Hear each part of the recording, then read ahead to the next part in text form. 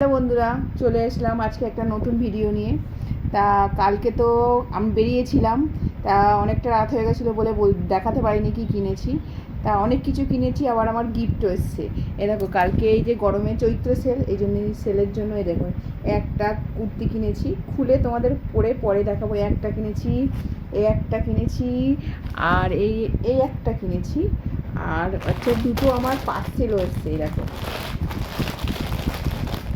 দেখাচ্ছি, এই একটা কালারটা দেখো, খুব সুন্দর সুন্দর কালার এসছে। আর এই একটা,